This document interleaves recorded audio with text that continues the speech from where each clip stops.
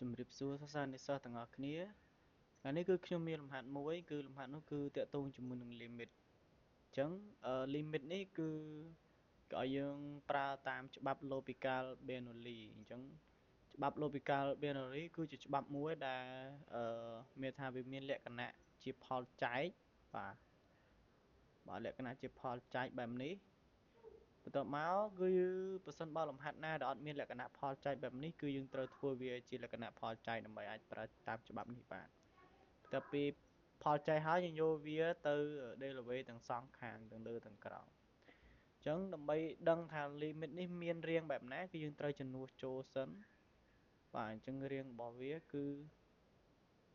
0ដក sin 0អញ្ចឹង0ដូចគ្នាលើ0ដក0អញ្ចឹងមានន័យថារាង0លើ0ណាបាទឥឡូវយើងទៅមើលការគណនាទាំងអស់គ្នាបាទអញ្ចឹងយើងបាន limit បាទ limit នៃ x ខិតទៅរក0យើងទុកដដែលបន្ទាប់មកx ដក sin នៃ x បន្ទាប់មកយើងលើកវា delaware អញ្ចឹងច្បាប់ L'Hopital មានន័យថាគឺត្រូវ delaware x ដកតង់នៃ x delaware ដូចគ្នាបាទអញ្ចឹងបន្ទាប់ពីយើងបានបែបនេះហើយគឺមួយទៀតគឺយើងត្រូវ delaware វាសិនមកណាទុក limit ដដែលនៃ x ខិតទៅរក0បន្ទាប់មកdelaware នៃ x អញ្ចឹង delaware នៃ x នេះគឺយើងបានអីគេណាបាទ delaware នៃ x នេះគឺយើងបាន1បាទ delaware នៃ x គឺយើងបាន1តមកសញ្ញាដកនៅដដែលតមក delaware នៃ sin បាទ delaware នៃ sin គឺបាន cos x បាន cos បន្ទាប់មកខាងក្រោម delaware ដូចគ្នា delaware នៃ x បានsorry delaware នៃ x គឺបាន1ដូចគ្នា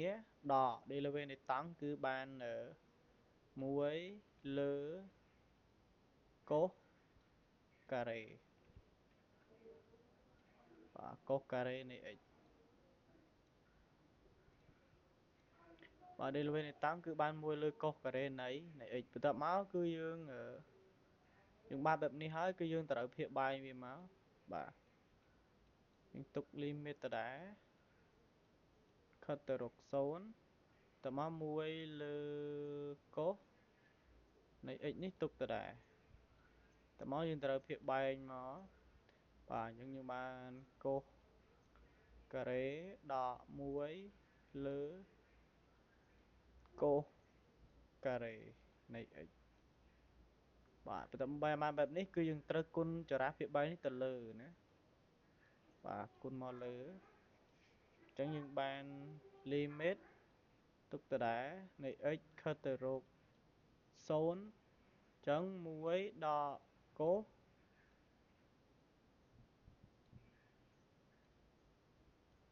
គុណនឹង cos ការ៉េដោយសារនេះនេះគុណទៅលើណានៅលើអានេះគឺបានអានេះគឺយើងចូលរូបមន្ត a ការ៉េដក b ការ៉េគឺស្មើនឹង a ដក b កតា a បូក b អញ្ចឹងអានេះគឺយើងបាន cos នៃ x ដក1កតា cos នៃ x បូក1អញ្ចឹងយើងបានបែបនេះបាទបន្ទាប់ពីយើងបានបែបនេះហើយបាទអញ្ចឹងយើងព្រមនេះឲ្យដូចខាងលើមកដើម្បីសម្រួលគ្នាបាន limit នៃ x ខិតទៅរក0ដដែលអញ្ចឹង1ដក cos នៃ x ដដែល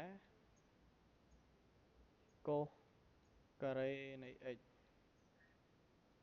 ប៉ុន្តែខាងក្រោមនេះខាងក្រោមនេះយើងត្រូវទាញដកជាកតាអញ្ចឹងបាន1ដក cos x នេះទុកទៅដែរបន្ទាប់ពីបានបែបនេះហើយគឺយើងអាចសម្រួលគ្នាបានហើយបាទនេះទៅមកគឺយើងនៅ limit ដដែល limit នៃ x ខិតទៅរក0ទៅមកនៅសល់តែកូសការ៉េនៃ x ខ្ញុំដាក់ដកពីមុខភាសាដកនេះទៅមកលើកូសx បូក1បាទកូន x បូក1បន្ទាប់មកយើងអាចជំនួសលេខចូលបានហើយគឺជំនួសមកបានដកកូសការ៉េនៃ0លើកូស0បូក1អញ្ចឹងស្មើបាទស្មើកូស0អញ្ចឹងកូស0 1អញ្ចឹងមានន័យថាដក1លើ1បូក1ស្មើនឹងដក1លើ2បាទនេះគឺជាចម្លើយ